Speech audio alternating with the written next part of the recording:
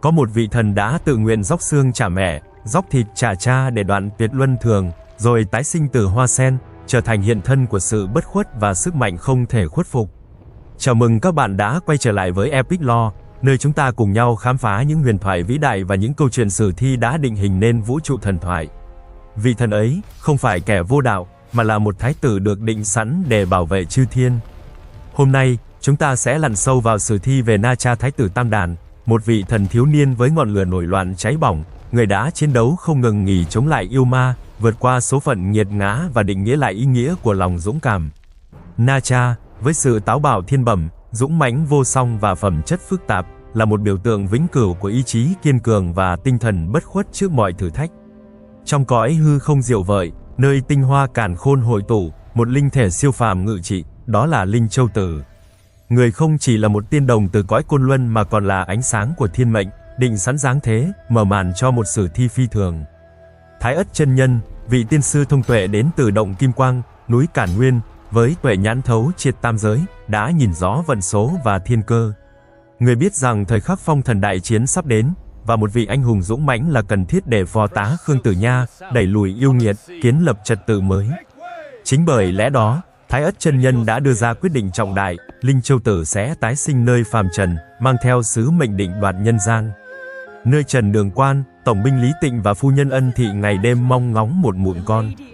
Phu nhân Ân Thị đã trải qua 3 năm 6 tháng mang nặng đẻ đau, một sự thai nghén dài đằng đẵng, không hề theo lẽ thường. Rồi một ngày, thay vì một hài nhi, một khối nhục cầu rực rỡ, tỏa ánh hào quang xuất hiện. Giữa hương sen thơm ngát lan tỏa khắp căn phòng, khối thịt ấy vỡ tung, và từ đó, một cậu bé khôi ngô bước ra, mang theo khí chất phi phàm, một điểm báo về sự vĩ đại ngay từ khởi thủy. Lý Tịnh, vị tổng binh uy dũng, ban đầu không khỏi kinh ngạc, thậm chí có chút e dè trước cảnh tượng kỳ dị. Nhưng rồi, trước đứa con mang dấu ấn tiên giới, ông vừa bàng hoàng vừa tràn ngập niềm vui, nhận ra đây là một sinh linh được định sẵn để viết nên những chương sử thi bất hủ. Na Cha, mang cốt cách tiên nhân, không chỉ được ban cuộc đời mà còn được định sẵn một sư phụ vĩ đại, bậc tiên nhân tối cao Thái Ất chân nhân từ động Kim Quang. Vị chân nhân với ánh mắt thấu thị thiên cơ, nhìn thấy rõ tiềm năng vô hạn cùng thiên mệnh trọng đại mà Na Cha sẽ gánh vác, đã thu nạp cậu làm môn đồ, truyền thụ huyền pháp thâm sâu, ban tặng thần khí vô giá, chuẩn bị cho một sứ mệnh vĩ đại sắp được vén màn. Chính tại đây, Na Cha đã nhận được hai món bảo vật đầu tiên, định hình nên sức mạnh phi thường của cậu, Càn Khôn Quyển và Hỗn Thiên Lăng. Càn Khôn Quyển, vòng vàng linh thiêng, co duỗi biến ảo khôn lường, uy lực thâu thiên địa. Nó đủ sức trói chặt vạn vật, nghiền nát sơn hà trong chớp mắt. Hỗn Thiên Lăng, giải lụa tiên đỏ rực như ánh bình minh, mang nguyên tố lửa và nước. Nó có thể cuộn sóng thần nộ, phóng hỏa khí thiêu rụi muôn phương, thậm chí chuyển biến khí tượng tùy theo ý niệm chủ nhân. Khi nằm trong tay Na Cha, những thần binh này càng được thổi hồn, biến cậu từ đứa trẻ phàm trần thành một chiến thần tiềm tàng. Thế nhưng, dù mang trong mình sức mạnh kinh thiên động địa, Na Cha khi ấy vẫn là một thiếu niên hồn nhiên. Cậu bồng bột, dũng mãnh nhưng thiếu kiềm chế. Cậu chưa hề ý thức được ranh giới mong manh giữa trò đùa vô tư và tai ương định mệnh. Một ngày nọ, dòng máu nóng và sự hiếu động thôi thúc Na Cha đến Cửu Loan Hà, con sông chảy gần Trần Đường Quan, đùa nghịch dưới dòng nước mát. Vô tư lự, cậu bé vẫy vùng Hỗn Thiên Lăng, cuộn trào sóng nước, lan tới tận Long Cung Đông Hải, gây chấn động cả thủy phủ. Sự kiện tưởng chừng vô hại ấy kéo theo biến cố chấn động. Dạ Xoa Lý Cấn, tuần hải của Long Vương, vội hiện thân điều tra, hỏi tội Na Cha. Với bản tính cương liệt và khí phách thần linh tiềm ẩn, Na Cha không chút nể nang. Cậu vung thần binh, đoạt mạng Dạ Xoa Lý Cấn. Hành động tưởng chừng vô tâm của thần đồng, lại vô tình châm ngòi cơn bão tố long trời lở đất, đẩy Na Cha vào vòng xoáy ân oán với Đông Hải Long cung thế lực hùng mạnh nhất dưới đáy biển sâu. Đây là khởi đầu cho một sử thi bi tráng. Không khí Trần Đường Quan trở nên ngột ngạt, nặng trĩu bởi cơn thịnh nộ cuồng nộ từ Đông Hải. Long Vương Ngao Quảng, thân rồng uy nghi lướt trên sóng dữ, cùng toàn bộ thủy tộc hùng hậu, đổ bộ thẳng tới dinh tổng binh Lý Tịnh.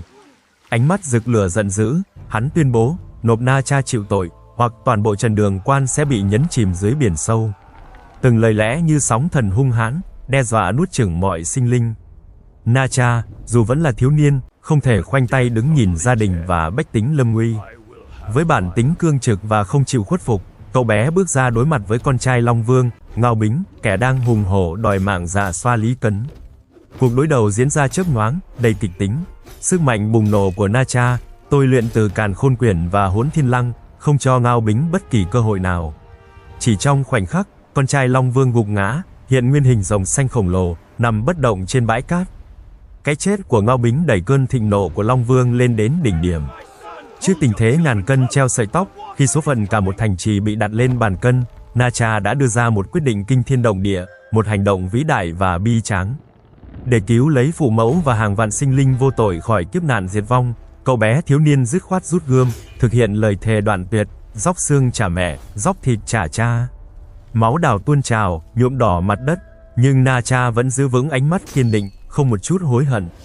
Đó không phải sự vô ơn, mà là hy sinh tột cùng, quyết định cắt đứt mọi nghiệp chướng và mối liên hệ nhân quả, để phụ mẫu không còn phải gánh vác tội lỗi do chính cậu gây ra. Thân xác Na Cha đổ gục, chỉ còn linh hồn u ẩn phiêu lãng giữa không trung. Lý Tịnh và phu nhân Ân Thị đứng chết lặng, tận mắt chứng kiến nỗi đau tột cùng của con trai, cùng sự mất mát không gì bù đắp nổi. Bi kịch này giúp Trần Đường Quan tạm thoát họa diệt vong, nhưng cũng khắc sâu mối thù không đội trời chung giữa Na Cha nay chỉ còn linh hồn và Long Cung, mở ra chương mới đầy bi thương cho vị thần thiếu niên bất khuất. Thảm kịch đoạn xương trả thịt khép lại một chương đau thương, song trong cõi u minh, linh hồn Na Cha không tan biến. Phiêu bạt với nỗi uất hận và khát vọng sống mãnh liệt, ý niệm về sư phụ tối cao, Thái Ất chân nhân, hiện lên như ngọn hải đăng duy nhất. Người với tuệ nhãn thấu suốt thiên cơ, nhìn rõ tiềm năng vĩ đại cùng sứ mệnh trọng yếu của Na Cha, quyết định cứu vớt đệ tử. Từ cõi hư vô, linh hồn Na Cha được dẫn về Kim Quang Động. Thái Ất chân nhân dùng phép thần thông, gom tụ tinh hoa rễ sen thanh khiết, lá sen biếc xanh và đóa sen ngàn cánh rực rỡ, kết thành một hình hài mới. Đó không phải thân xác phàm tục bằng xương bằng thịt, mà là liên hoa thân thể hóa từ sen hồng, thoát mọi ràng buộc ngũ hành, bất lão bất tử, miễn nhiễm dao kiếm, lửa nước, vĩnh viễn không thể hủy hoại. Na Cha tái sinh, không còn là đứa trẻ nông nổi Trần Đường Quan, mà là một vị thần toàn năng, vĩnh cửu, đứng lên từ tro tàn, mang theo quyền năng và định mệnh mới. Cùng với liên hoa thân bất hoại, Na Cha được Thái Ất chân nhân ban tặng những thần khí phi thường. Phong Hỏa Luân, cặp bánh xe thần kỳ với lửa bùng cháy, gió cuồng phong, cho phép Na Cha bay lượn tốc độ kinh hồn, vượt ngàn dặm chỉ trong chớp mắt. Hỏa Tiêm Thương, cây giáo lửa sắc bén, xuyên phá mọi vật cản, phun ra ngọn lửa tam muội chân hỏa. Bát Bảo Kim Lân, bộ giáp vàng rực rỡ, kiên cố như thành đồng, bảo vệ liên hoa thân khỏi mọi công kích. Những thần khí này là sự bổ sung hoàn hảo, biểu trưng cho một Na Cha mạnh mẽ hơn, sẵn sàng cho những thử thách cam go. Thế nhưng, sóng gió vẫn chưa dứt. Lý Tịnh, người cha phàm trần, vì sợ Na Cha tái sinh sẽ báo thù, đã đốt miếu thờ con mình. Hành động ấy khoét sâu vết rạn trong mối quan hệ phụ tử. Na Cha, khi biết chuyện, nổi cơn thịnh nộ, truy đuổi Lý Tịnh báo oán. Chỉ sự can thiệp kịp thời của các vị tiên, đặc biệt Thái Ất chân nhân và Nhiên Đăng cổ Phật, mới ngăn được thảm cảnh phụ tử tương tàn. Để hàn gắn mối quan hệ đứng trên bờ vực, Thái Ất chân nhân đã ban Lý Tịnh Linh Lung Tháp, bảo vật có khả năng giam cầm và kiềm chế Na Cha. Dù đã tái sinh, con đường để Na Cha tìm thấy bình yên và hòa hợp với gia đình vẫn đầy gian truân. Sau hành trình tái sinh kỳ diệu, Na Cha không chỉ là một vị thần mới mà còn là hiện thân của sức mạnh vũ bão, một chiến thần tối tân được trang bị tận răng. Những quyền năng và thần binh vô giá ấy đã định hình nên bản chất lẫm liệt của ông. Để thực sự hiểu tầm vóc của Na Cha, chúng ta phải khám phá những quyền năng phi thường ẩn chứa trong hình hài mới của vị Thái tử Tam Đàn. Liên hoa thân chính là nền tảng cho sức mạnh bất diệt của Na Cha. Được tái tạo từ sen hồng, thân thể này thoát mọi ràng buộc ngũ hành, không còn bị chi phối bởi sinh lão bệnh tử như phàm nhân. Na Cha trở nên bất tử, miễn nhiễm dao kiếm, lửa nước và khả năng hồi phục diệu kỳ giúp ông đứng vững trước mọi công kích. Khi lâm trận, Na Cha còn có thể thi triển phép biến hóa ba đầu sáu tay, một cảnh tượng uy phong lẫm liệt. Sức chiến đấu của ông nhờ đó tăng lên gấp bội, cho phép cùng lúc điều khiển 6 món thần binh, tạo thành cơn bão tấn công không ngừng nghỉ. Thêm vào đó, phép thân pháp đỉnh cao của Na Cha, kết hợp Phong Hỏa Luân, cho phép ông di chuyển với tốc độ kinh hồn, xuyên phá không gian như tia chớp, biến mất và xuất hiện bất ngờ, khiến đối thủ khó lòng nắm bắt. Sức mạnh ấy càng được nhân lên bội phần khi kết hợp kho thần binh vô địch của ông. Phong Hỏa Luân là đôi bánh xe lửa và gió, không chỉ là phương tiện di chuyển siêu tốc mà còn là vũ khí lợi hại, có thể phun ra lửa thiêu đốt vạn vật, tạo ra gió lốc cuốn tung trời đất. Hỏa Tiêm Thương, Cây thương dài bốc lửa, mũi nhọn sắc bén thấu xương, sức công phá kinh người. Mỗi cú vung như một tia sét giáng xuống. Càn Khôn Quyển, chiếc vòng vàng uy lực, có thể co giãn vô hạn, quấn chặt đối thủ không cho thoát, thậm chí nghiền nát xương cốt. Hỗn Thiên Lăng, dải lụa đỏ rực rỡ, mềm mại nhưng ẩn chứa sức mạnh cuồng bạo, có thể cuốn trói yêu ma, phun ra lửa diệt quỷ, thậm chí cuộn sóng biển khơi. Và cuối cùng là Cửu Long Thần Hỏa Cháo, chiếc lồng lửa thần thánh được 9 con rồng lửa bao quanh, giáng xuống trấn áp kẻ thù, thiêu đốt chúng bằng ngọn lửa rồng thiêng. Những quyền năng và thần binh ấy đã được thể hiện rõ nét qua các trận chiến lừng lẫy của Na Cha. Một trong những thử thách đầu tiên sau khi tái sinh là cuộc đối đầu với Thạch Cơ Nương Nương. Sau khi Na Cha vô tình sát hại đệ tử của bà, mối thù đã bùng nổ. Thạch Cơ Nương Nương, một vị tiên nhân với pháp lực thâm hậu, đã truy đuổi Na Cha đến tận Càn Nguyên Sơn, giao chiến dữ dội. Trong trận chiến này, Na Cha đã thể hiện sức mạnh vượt trội của Liên Hoa Thân Bất Hoại, cùng với Phong Hỏa Luân, Hỏa Tiêm Thương và Càn Khôn Quyển, ông đã chiến đấu đầy tàn khốc và hiệu quả. Dưới sự hướng dẫn vô hình của Thái Ất chân nhân, Na Cha cuối cùng đánh bại và tiêu diệt Thạch Cơ, minh chứng cho sức mạnh hủy diệt cùng bản năng chiến đấu lạnh lùng của một vị thần trẻ. Chuyển sang một huyền thoại khác, khi Tôn Ngộ Không đại náo thiên cung, thiên đình đã cử Na Cha xuống để trấn áp Tề Thiên Đại Thánh. Dù sức mạnh vô song của Ngộ Không gần như không có đối thủ, Na Cha vẫn không hề kém cạnh. Ông biến hóa 3 đầu 6 tay, 6 món thần binh luân phiên xuất kích, tạo nên màn giao chiến long trời lở đất. Trận chiến diễn ra ác liệt, bất phân thắng bại trong thời gian dài, khiến cả thiên đình phải kinh ngạc. Điều này chứng tỏ đẳng cấp vượt trội của Na Cha, là một trong số rất ít chiến tướng có thể đối đầu trực diện với Tề Thiên Đại Thánh mà không bị khuất phục. Chính với những quyền năng và thần binh phi thường đó, Na Cha đã khắc ghi tên mình, trở thành một trong những chiến thần đáng sợ và hiệu quả nhất trong toàn bộ vũ trụ thần thoại Trung Hoa. Khi đại kiếp phong thần cuộn sóng, định đoạt vận mệnh thiên hạ, Na Cha Thái tử Tam Đàn giáng trần để thực hiện sứ mệnh.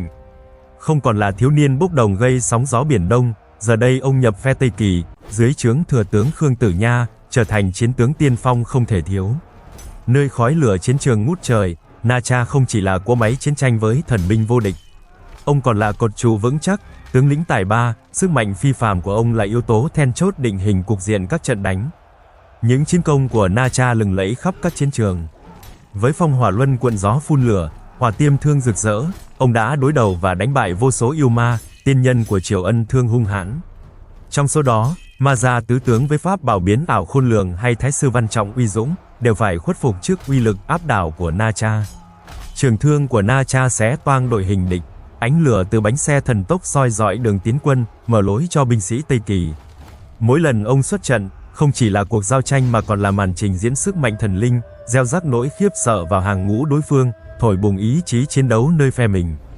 Chính nhờ những chiến công hiển hách ấy, Na Cha góp phần không nhỏ vào việc khai thông thiên cơ, giúp Khương Tử Nha hoàn thành sứ mệnh phong thần cho hàng trăm tướng sĩ anh dũng đã ngã xuống vì nghĩa lớn.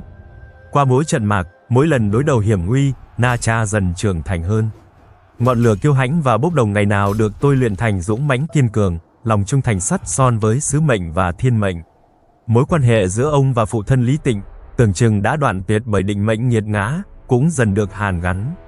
Dưới sự can thiệp của các bậc tiên nhân thông thái, hiểu lầm phai nhạt, nhường chỗ cho tình thân phụ tử được tái lập một sự hòa giải cần thiết để Na Cha toàn tâm toàn ý cống hiến cho đại nghiệp phong thần, đặt nền móng vững chắc cho sự hưng thịnh của vương triều nhà Chu. Sau đại chiến phong thần, trật tự vũ trụ được an bài, Na Cha bước vào cõi thiên đình tráng lệ, tìm thấy vị trí xứng đáng với quyền năng và sứ mệnh của mình. Ông được phong làm trung đàn nguyên soái, hay Thái tử Tam Đàn, danh hiệu uy phong biểu trưng cho quyền lực tối thượng và trách nhiệm bảo hộ an nguy tam giới. Đó là sự ghi nhận không chỉ về sức mạnh chiến trận vô song, mà còn về sự tôi luyện trong tinh thần phụng sự nghĩa cả, vượt lên trên những bồng bột thuở thiếu thời. Khi hành trình thỉnh kinh đầy gian nan của Đường Tăng khởi sự, định mệnh một lần nữa gọi tên Na Cha. Dưới sắc lệnh Ngọc Hoàng, Thái tử Tam Đàn nhiều lần xuất binh, phối hợp cùng Tôn Ngộ Không và các đệ tử trong vô vàn kiếp nạn, thể hiện rõ tinh thần trách nhiệm và lòng trung thành của một vị hộ pháp thiên đình. Điển hình như trong cuộc chiến tại Hỏa Diệm Sơn, chính Na Cha với Càn Khôn Quyển và Hỗn Thiên Lăng đã cùng Tề Thiên Đại Thánh đương đầu Ngưu Ma Vương hùng mạnh, giúp Ngộ Không đoạt được quạt Ba Tiêu. Sự hiện diện của ông không chỉ là nguồn sức mạnh, mà còn là minh chứng cho sự khôn ngoan và kinh nghiệm chiến trận được rèn giũa. Từ một linh châu tử giáng trần đầy ngang tàng, đến vị hộ pháp vĩ đại của thiên đình, Na Cha đã hoàn toàn trưởng thành, Ông đứng vững như cột trụ bất diệt, biểu tượng cho sức mạnh, ý chí quật cường và trách nhiệm bảo vệ chân lý. Từ một linh châu tử giáng trần, một thần đồng nổi loạn, cho đến thái tử tam đàn uy nghiêm của thiên đình, hành trình của Na Cha là một sử thi về sự biến đổi, lòng dũng cảm bất chấp số phận, và ngọn lửa bất khuất cháy mãi trong trái tim mỗi chiến binh. Di sản của ông không chỉ nằm ở sức mạnh vô song hay thần binh trấn áp yêu ma, mà còn hiển hiện trong tinh thần dám đoạn tuyệt luân thường để bảo toàn chân lý, dám hy sinh thân mình cứu vớt gia đình, và dám đối đầu với bất công, dù đó là từ Long Cung hay thiên đình. Na Cha không chỉ là vị thần hộ pháp, ông đã trở thành biểu tượng trường tồn trong dòng chảy thần thoại, đại diện cho ý chí quật cường, sẵn sàng phá bỏ mọi xiềng xích để đi theo con đường của mình. Na Cha, với ý chí quật cường, đã dám đoạn tuyệt xiềng xích ràng buộc của luân thường và số phận để vươn tới sự vĩ đại. Di sản ấy vẫn còn đó, là ngọn lửa bất diệt thắp sáng con đường cho những ai dám đứng lên và chiến đấu vì điều mình tin tưởng. Câu chuyện về Na Cha Thái tử Tam Đàn, còn điều gì khiến bạn ấn tượng nhất? Hãy chia sẻ suy nghĩ của bạn trong phần bình luận bên dưới. Đừng quên nhấn thích, đăng ký kênh và bật chuông thông báo để không bỏ lỡ những hành trình khám phá thần thoại tiếp theo cùng chúng tôi. Hẹn gặp lại trong những sử thi vĩ đại khác. Nếu cảm thấy hay, hãy cho Epic Lore một like, share và subscribe nhé. Hẹn gặp các bạn ở video tiếp theo.